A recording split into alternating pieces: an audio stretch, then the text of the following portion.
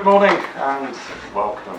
Rob's asked me to say a few words about current university developments and also the importance of partnerships, and that's a subject that's really dear to my heart.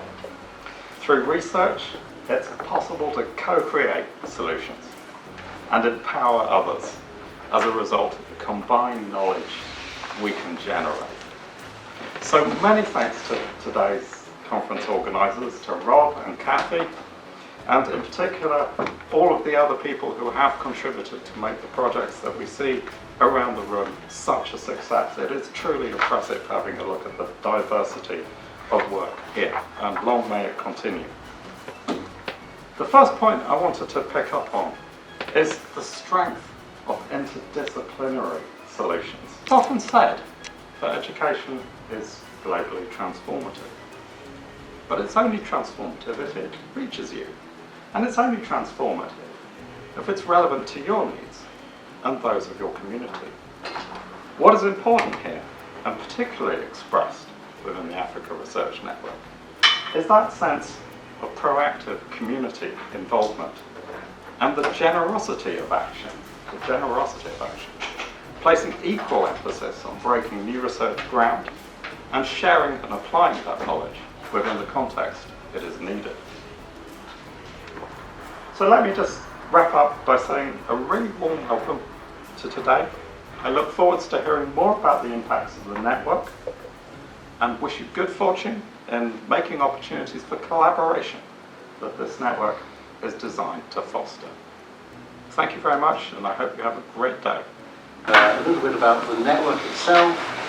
More than 100 researchers working in 39 countries across multiple disciplines, particularly in terms of linking the science with application. How we very much work with in partnership with partner university, with NGOs, with government departments.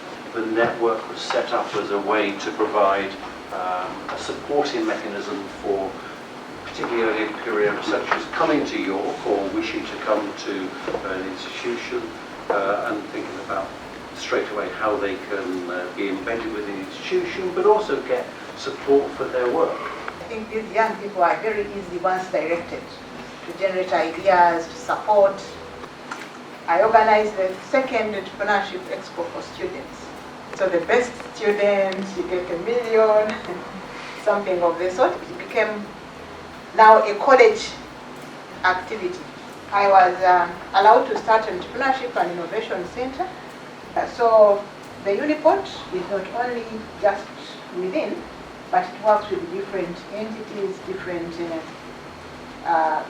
global partners to basically support how do we move from our research, okay, and then be able to transform society. How do we transfer the knowledge? And that is our main activity at the Uniport, transforming research and innovations to what the society needs to be able to solve societal challenges. Thank you so much.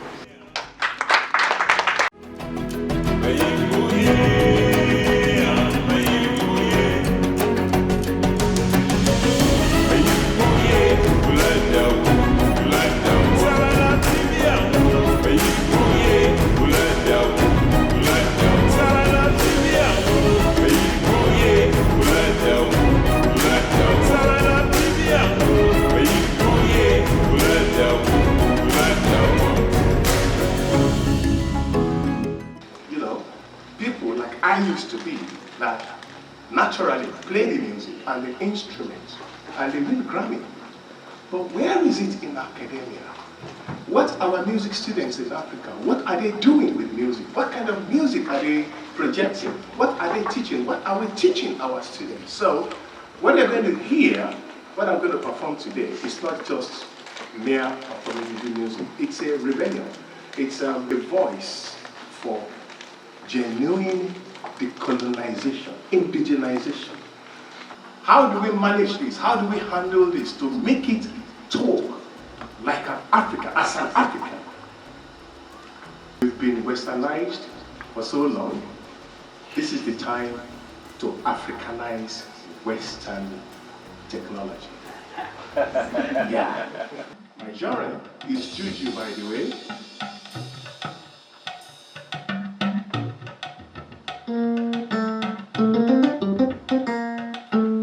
This track I'm going to sing is by King Sunny Ade. If you Google him, you'll know that he has won Grammy Awards, and he's one of the actually the one that's the main projector of the music in Africa.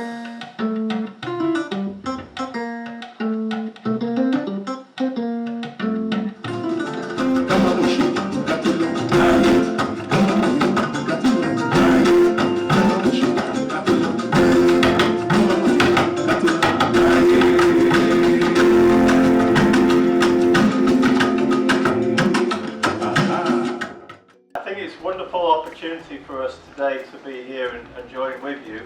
So we have a network with physicists from Ghana, Rwanda, Tanzania and South Africa collaborating with us in York, and this is funded through sort of global challenge development funds, actually coming from the STFC Funding Council, which is the one that funds particle physics and nuclear physics and astronomy.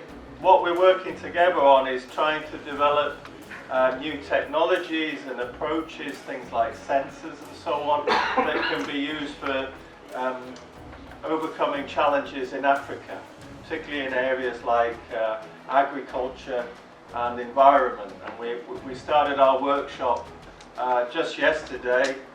We have a nice facilitated workshop where we've been bringing all the ideas and trying to develop those into concepts that we can take forward. So this is a very happy accident that we've connected and found you today.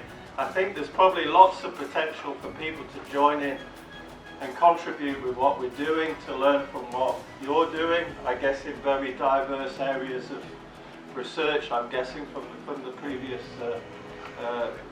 presentation. Great opportunity there, and I really look forward to the next discussion and the lunch. We can have a nice chat. Thank you very much.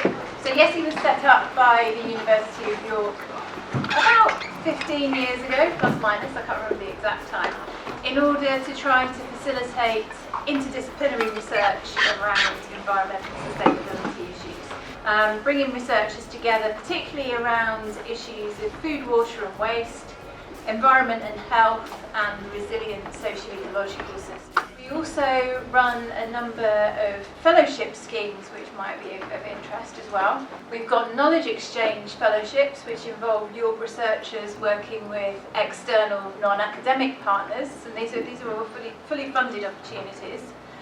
And we've got international fellowships as well, where overseas researchers will partner with someone based at the University of York to develop some research to help analyse data, to generally drive forward collaborations that wouldn't always otherwise happen. A relationship that we've created between our university and the University of York, of course, through YESI, where our center, I'm coordinating a center for climate change and sustainability research, C3SR we call it, where I'm the coordinator. Basically our duty is really to do research focusing on climate change, sustainability issues, more or less the same issues that Lindsay talked about here.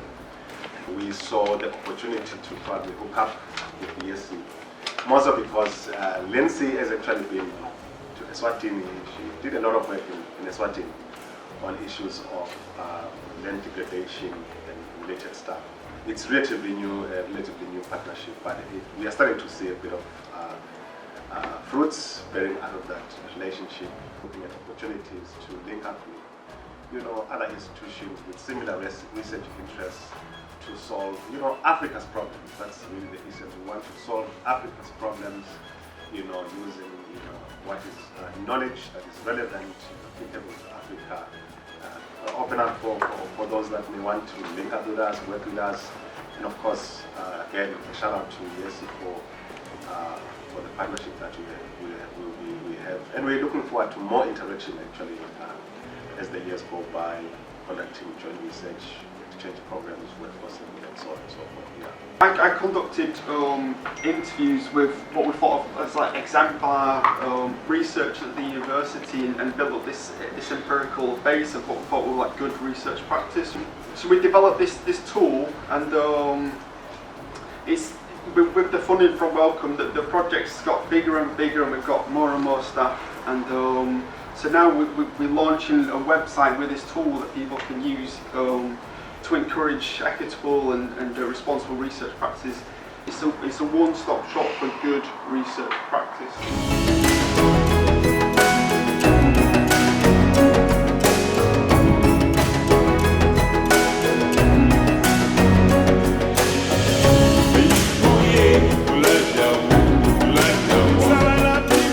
Yeah, so thank you so much for the insights shared. I think there was, as the name goes, there was a lot of networking, learnings from the different perspectives. May God bless you all.